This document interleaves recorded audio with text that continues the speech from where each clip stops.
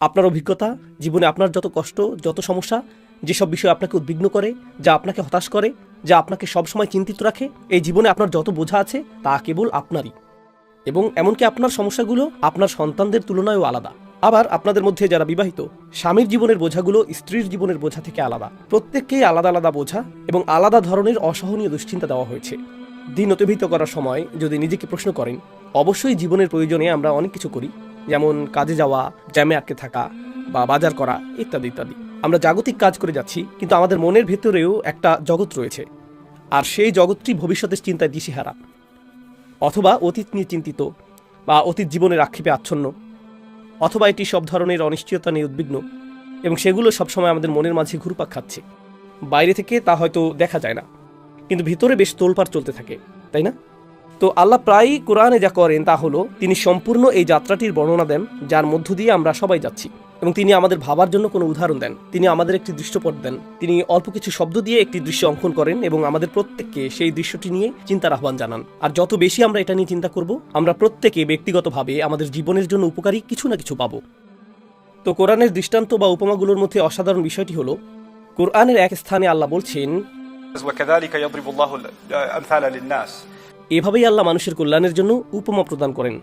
অর্থাৎ এরকম উপমা একমাত্র আল্লাহর পক্ষেই দেওয়া সম্ভব। আপনি ভাবতে পারেন এই উপমাটি আমার সাথে মিলবে, কিন্তু আপনার সাথে মিলবে না, কারণ আপনার পরিস্থিতি আমার পরিস্থিতি থেকে ভিন্ন। কিন্তু আল্লাহর বাণীর শক্তি এবং অলৌকিকতা হলো এই যে যখন কেউ চিন্তা করে, প্রত্যেকে এমন কিছু খুঁজে পাবে যা নির্দিষ্টভাবে তার পরিস্থিতির সাথে মিলে যাবে, এবং এমনভাবে মিলবে যে সেটা কেবল সেই বুঝতে পারবে।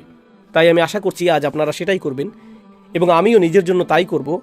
যখন আমরা আল্লাহর এই চমৎকার বাণীগুলো নিয়ে চিন্তা করব, যা হলো অবিশ্বাস্য একটি উপায় এই জীবনকে দেখার, সংক্ষিপ্ত এই মুহূর্তগুলোকে দেখার, যা খুব শীঘ্রই শেষ হয়ে যাবে। আল্লাহ বলছেন, واضرب لهم مثل الحياة الدنيا। তাদেরকে পৃথিবীর জীবনের উপমা প্রদান করো। আর হায়াতুদ দুনিয়াকে পার্থিব জীবন হিসেবে সচরাচর অনুবাদ করা হয়, কিন্তু দুনিয়া শব্দটি আসলে আদনা এর মুয়ান্নাস, আফআলুত তাফদিল এর স্ত্রীলিঙ্গ রূপ, আর আরবিতে আদনা হলো সর্বনিম্ন। তাই প্রকৃতপক্ষে আক্ষরিক অর্থে যা বলা হচ্ছে তা হলো সর্বনিম্ন জীবন, এবং এটি বলার মাধ্যমে আল্লাহ বোঝাচ্ছেন যে জীবনের আরও উচ্চ থেকে উচ্চতর পর্যায়ে রয়েছে, আর আমরা আসলে সর্বনিম্ন পর্যায়ে আছি। আমাদের ভবিষ্যতে আরও ভালো এবং উত্তম কিছু আসছে। তাই এখানে একটি আশাবাদ ব্যক্ত করা হয়েছে, জীবন যত কঠিনই হোক না কেন, এর চেয়ে আর খারাপ হবে না, এখন কেবল ভালোই হতে থাকবে। আসলে বিশেষ করে একজন ইমানদারের জন্য এর অর্থ এটাই। কেউ বলতে পারে, তাহলে জাহান্নামের আগুনের কি ব্যাখ্যা, আল্লাহর শাস্তির ব্যাপারে কি ব্যাখ্যা? আসলে আল্লাহ জাহান্নামের আগুনকে জীবন হিসেবে গণ্যই করেন না।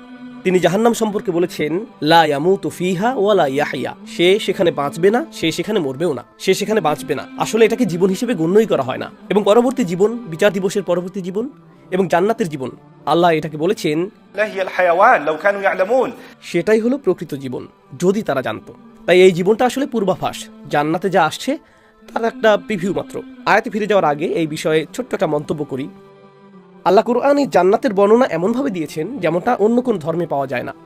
আর যেহেতু আমি এখানে এসেছি, খ্রিস্টানদের মর্মন সম্প্রদায়ের লাইব্রেরিতে যাওয়ার সুযোগটা আমি গ্রহণ করেছিলাম, এবং আমি তাদের কয়েকজন বয়োজ্যেষ্ঠ ব্যক্তির সাথে কথা বলেছিলাম, আর তাদের সাথে তাদের বিশ্বাস ও ধারণা সম্পর্কে কৌতূহল জাগ্রতকারী কিছু কথোপকথন হয়েছিল। আমি এটা করার চেষ্টা করি, অন্যদের দৃষ্টিকোণ বুঝতে এবং তারা কিভাবে ধর্মবিশ্বাসকে দেখে সেটা জানতে চেষ্টা করি। লক্ষ্য করলে দেখবেন, কোরআনের অনন্য একটি বৈশিষ্ট্য হলো জান্নাত সম্পর্কে যে বিস্তারিত বর্ণনা আল্লাহ দিয়েছেন তা অন্য কোনো ধর্মে পাওয়া যায় না। আপনি বাগানের মতো সাধারণ শব্দ পাবেন, ইডেন নামক উদ্যানের উল্লেখ দেখতে পাবেন, এটুকুই আপনি পাবেন। কোরআনে আল্লাহ যা বলেছেন তা হলো ফলমূল এবং لحم طير مما يشتهون। পাখির মাংস। আপনি বিশেষ ধরনের চিকেন বারবিকিউর বর্ণনা পাবেন, এটা কোরআনে রয়েছে। জান্নাতে সব ধরনের পানীয় পরিবেশন করা হবে, সেখানে মনোরম সেবকরা থাকবে যারা পানীয় পরিবেশন করবে, সেখানে বন্ধুরা একসাথে বসে গল্প করবে, জীবন আগে কতটা কঠিন ছিল এবং তারা কতটা প্রতিবন্ধকতা অতিক্রম করেছে এবং পরিস্থিতি কতটা কঠিন ছিল, তারা একটি পুনর্মিলনীতে একত্রিত হয়েছে। ইমানদাররা একটা পুনর্মিলনীতে রয়েছে। বিচিত্র সব বর্ণনা, জান্নাতের অত্যন্ত প্রাণবন্ত ছবির মতো বর্ণনা দেওয়া হয়েছে, কিন্তু সেই বর্ণনার অনেক কিছুই আপনারা এমন পাবেন যা কল্পনা করা সহজ। বন্ধুরা একত্রে আড্ডা দিচ্ছে, মানুষ পানি উপভোগ করছে, সেবকরা পানীয় আনছে, সুন্দর গাছপালা, ঝর্ণা, গদি, কার্পেট, এই সমস্ত জিনিস আমরা এই জীবনেই পাই। এবং এর একটি কারণ আছে। যদিও রাসূল সাল্লাল্লাহু আলাইহি ওয়াসাল্লাম আমাদেরকে বলেছেন, ما لا عين رأت ولا أذن سمعت وما خطر على قلب بشر। কোনো চোখ তা দেখেনি, কোনো কান তা শুনেনি, এবং কোনো অন্তর কখনো কল্পনা করতে পারেনি বেহেশতে কি অপেক্ষা করছে, জান্নাতে কি অপেক্ষা করছে। তবে আপনি যদি কোরআনে বর্ণিত জান্নাতের বর্ণনা পড়েন, মনে হয় যেন এটা কল্পনা করা খুব সহজ। খেজুর গাছ, সুরম্য অট্টালিকা, স্বামী স্ত্রী, আর এরকম সব জিনিস, তাই না? তাহলে এমনটা কেন? আসলে এর কারণ হলো এই পৃথিবীকে বানানো হয়েছে পরকালের একটা প্রিভিউ হিসেবে। এটি আমাদেরকে জান্নাতের একটা আভাস প্রদান করে। মুসলিমরা এই জীবনকে অন্য ধর্মের তুলনায় ভিন্নভাবে দেখে। অন্যান্য অনেক ধর্মে এই জীবনটা আসলে একটা অভিশাপ। আমাদেরকে এখানে পাঠানো হয়েছে শাস্তি হিসেবে। কিন্তু কোরআনের বর্ণনা অনুযায়ী আমাদেরকে এখানে শাস্তি হিসেবে পাঠানো হয়নি। خلق لكم ما في الأرض جميعا جعلنا لكم فيها معايش قليلا ما تشكرون। এই পৃথিবীতে তিনি তোমাদের জন্য এমন জিনিস রেখেছেন যা দ্বারা তোমরা উত্তম জীবন সামগ্রী উপভোগ করতে পারো। তোমরা কত কম কৃতজ্ঞতা প্রকাশ করো। আপনি কাউকে কারাগারে রেখে বলেন না কৃতজ্ঞ হও।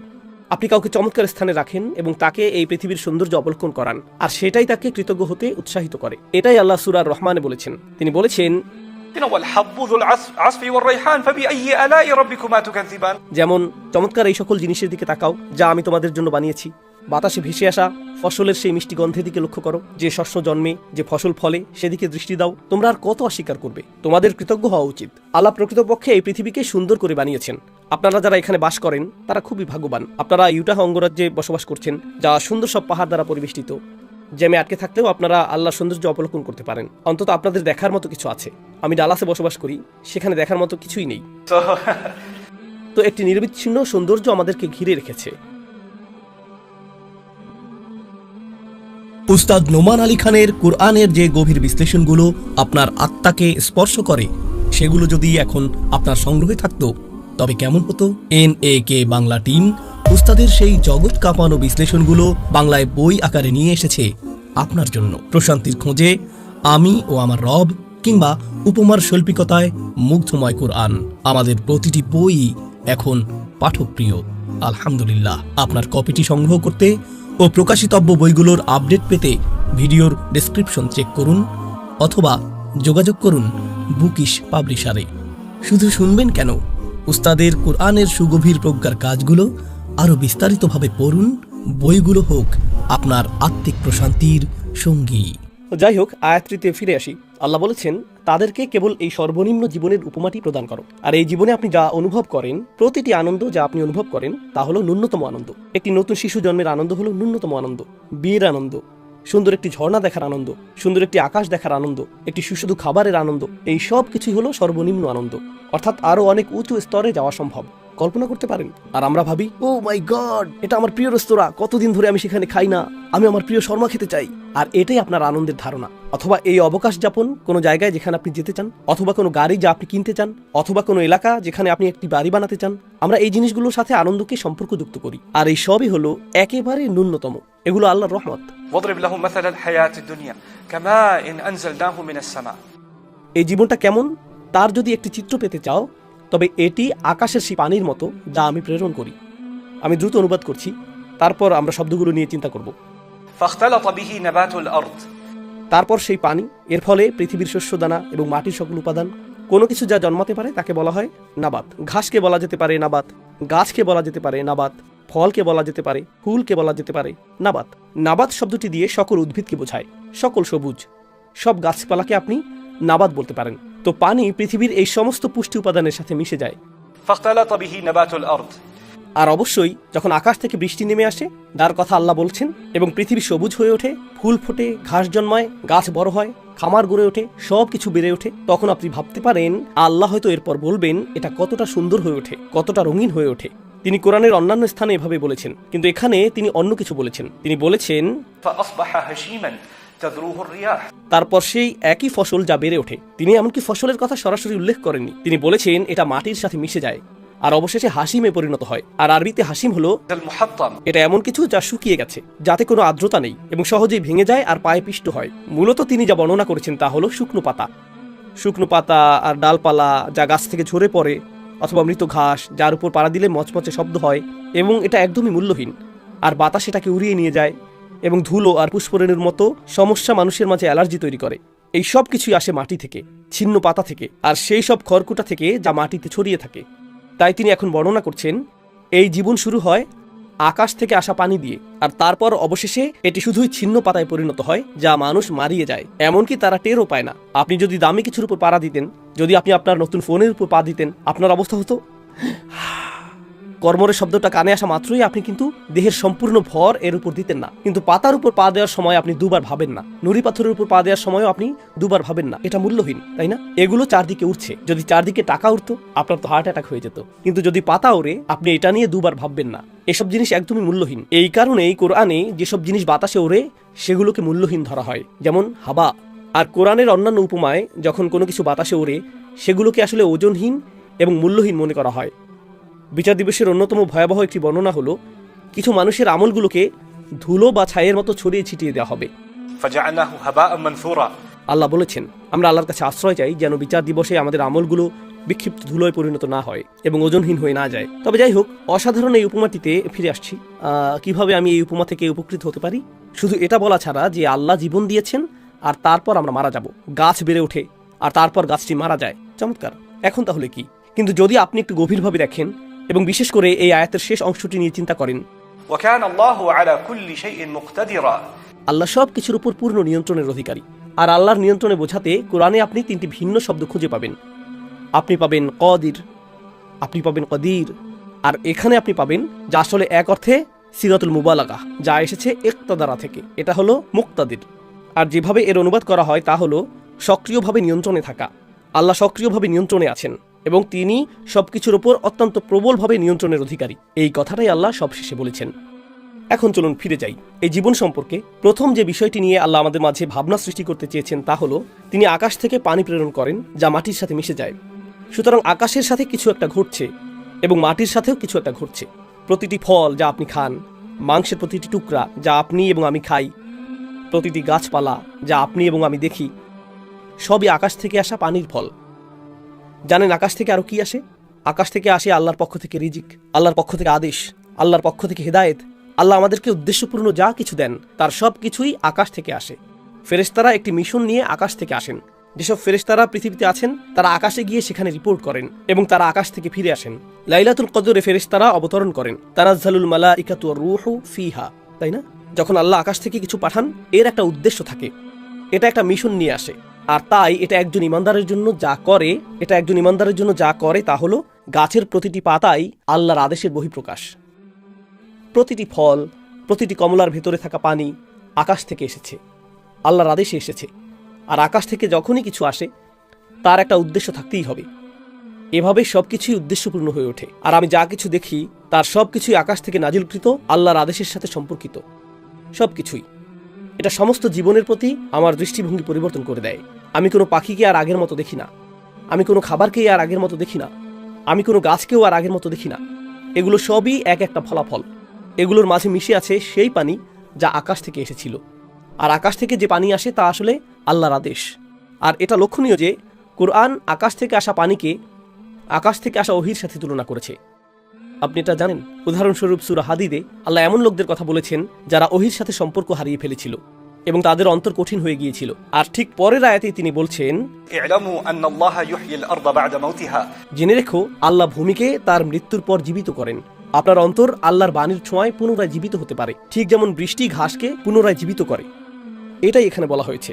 এখন আপনার এবং আমার সাথে এর সম্পর্ক কি? আসুন এই প্রসঙ্গে ফিরে যাই। আপনাদের সবার আলাদা আলাদা সংকট রয়েছে, আপনাদের প্রত্যেকের জীবনে আলাদা আলাদা নাটক চলছে। আর আমি যখন নাটকের কথা বললাম, আপনাদের কেউ কেউ পাশের জনের দিকে এমনভাবে তাকালেন যেন এই তো সেই নাটক। আমি মাত্রই এর সাথে গাড়িতে করে জুমার নামাজে এলাম। কিন্তু সিরিয়াসলি বলতে গেলে আমরা যেই সংগ্রামের মধ্য দিয়েই যাই না কেন, এই জীবনে আমরা যেই অভিজ্ঞতার মধ্য দিয়েই যাই না কেন, আমাদের প্রথমে বুঝতে হবে যে এর কিছুই ঘটতো না যদি আল্লাহর হুকুম না থাকতো।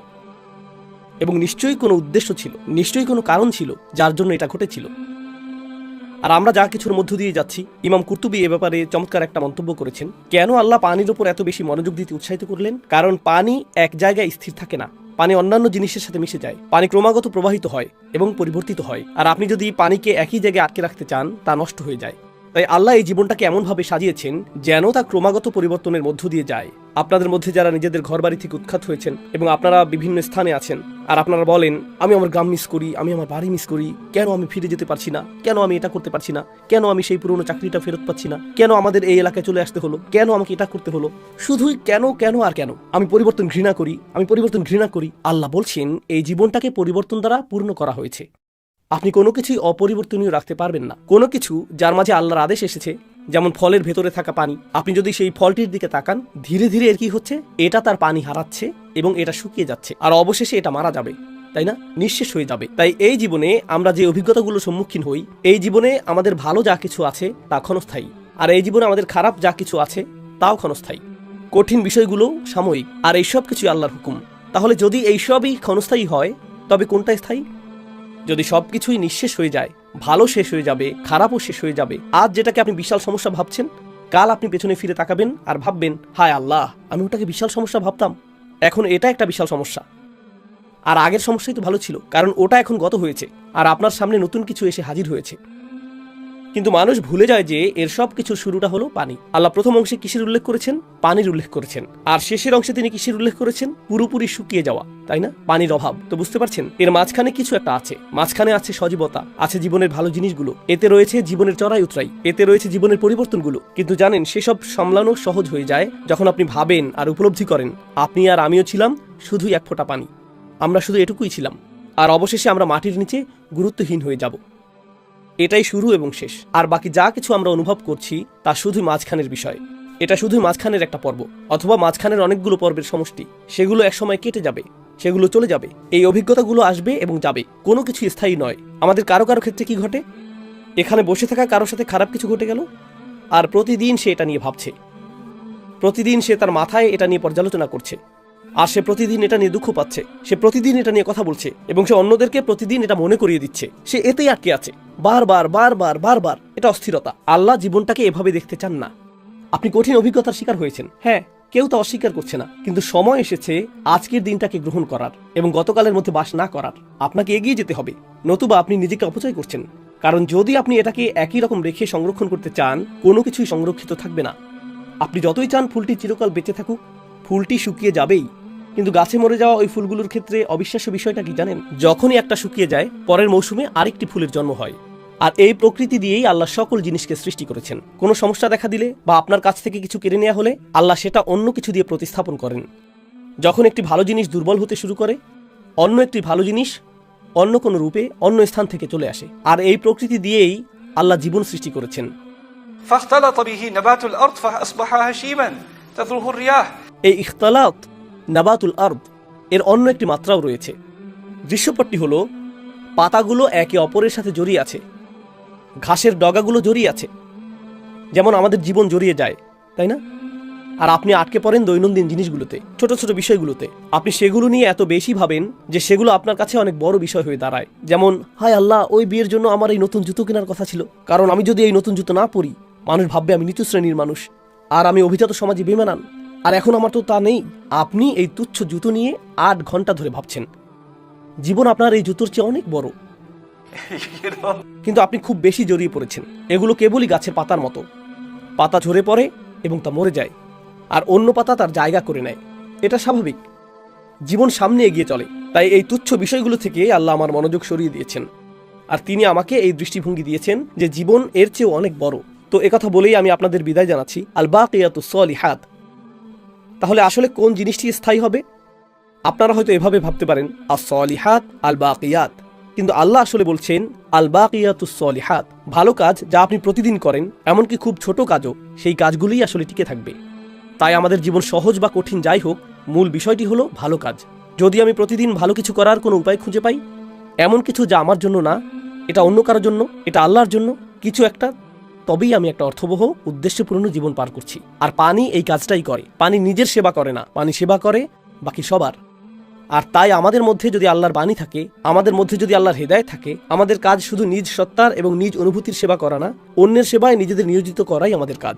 আল্লাহ আমাদেরকে সেই তৌফিক দান করুন এবং আমাদেরকে সর্বদা উদ্দেশ্যবোধ ও সেবার মানসিকতা দান করুন।